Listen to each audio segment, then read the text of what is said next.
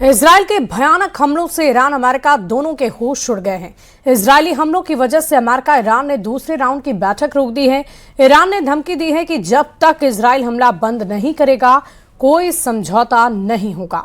वहीं इजराइल ने हिजबुल्लाह के हमले में अपने 4 जवानों की मौत के बाद पूरे लेबनान को दहलाने का ऐलान कर दिया है। रिपोर्ट देखिए।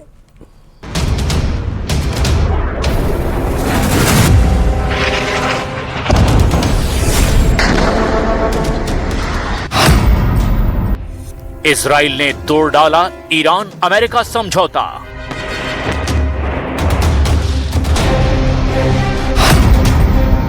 तेल के मैदान में भड़का युद्ध, टल गई स्विट्जरलैंड की बैठक।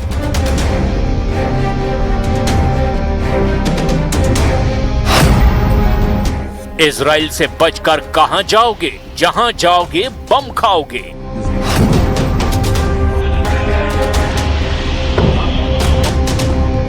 वाकई इजराइल सबसे बड़ा जिद्दी है, इतना जिद्दी कि अब ट्रंप के होश उड़ा दिए हैं। नेतन्याहू ने ईरान अमेरिका के हो चुके समझौते को धुआं कर दिया, वो भी तय तारीख से पहले ही, जब ईरान अमेरिका स्विट्जरलैंड में डील के अगले राउंड में मिलने निकल रहे थे। तभी इजराइल ने ऐसा बारूदी तांडव मचाया कि समझौता बैठक ही टल गई। अमेरिका और ईरान दोनों के लीडर जहां थे वहीं ठहर गए।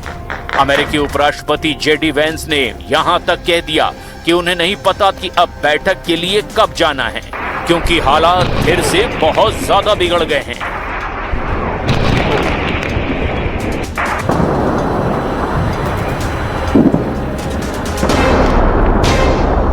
Our plan is to go to Switzerland. I don't know exactly when.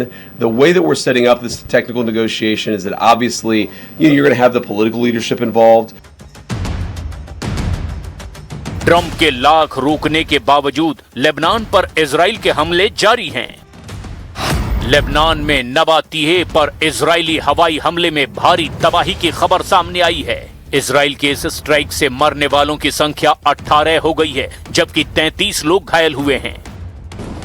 Israeli हमलों के बाद जितनी दहशत लेबनान में है, उतना ही खौफ खाड़ी के तमाम देशों में है, क्योंकि लेबनान मोर्चे पर 4 इजरायली सैनिकों की मौत हो गई है।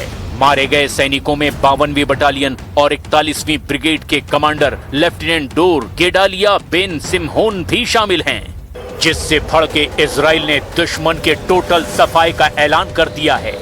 इजराइल के रक्षा मंत्री ने लेबनान के खिलाफ भी भयानक हमलों की धमकी दे डाली है। उधर ईरान के सुप्रीम लीडर मुस्तफा खामनेई ने यह ऐलान करके ट्रंप का मूड खराब कर दिया है कि वो समझौते के खिलाफ थे। ईरान के सरकारी टीवी पर रिलीज सुप्रीम लीडर के बयान में कहा गया कि मुस्तफा ट्रंप से हाथ मिलाने के लिए तैयार नहीं हैं। फिलहाल उन्होंने अपने समझौते को मंजूरी इस शर्त पर दी है कि सभी लड़ाका ग्रुप की सुरक्षा की गारंटी मिलनी चाहिए। امضا شد.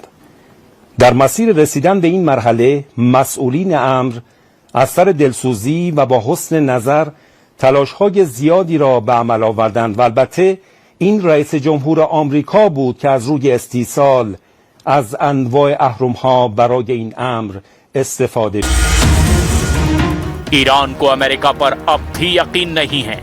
मुस्तफा खामनेई ही नहीं, उनके जैसे तमाम कट्टर लीडर ट्रंप से डील के खिलाफ हैं। ईरान के इस्लामिक सरकार के संस्थापक और पहले supreme leader रुहल्ला Mustafavi Mousavi Khomeini के पोते हसन खुमैनी ने भी धमकी दी कि अमेरिका की हार के बाद अब असली जिहाद का समय आ गया है। हसन खुमैनी ने अपने एक भाषण में कहा कि अमेरिका से शांति समझौते के बाद असल में एक बड़ा जिहाद शुरू हो गया है। खुमैनी ने अमेरिका के खिलाफ मिली बढ़त को बनाए रखने के लिए ईरानियों को ऐसे झगड़ों से दूर रहने के लिए कहा जो कमजोर दुश्मनों से है। ईरान का फोकस अब सिर्फ इजराइल पर है, क्योंकि इजराइल युद्ध में अकेला है। पहले डोनाल्ड ट्रंप ने इजराइल को लिटिल लोकेशन यानी एक अदनी सी जगह कहकर सनसनी फैलाई। ईरान को मिसाइलें रखने की वकालत भी की। ट्रंप के बाद अब अमेरिकी उपराष्ट्रपति जेडी वेंस ने भी इजराइल को वो खरी खरी सुनाई जिससे नेतन्याहू सरकार सन्न रह गई है।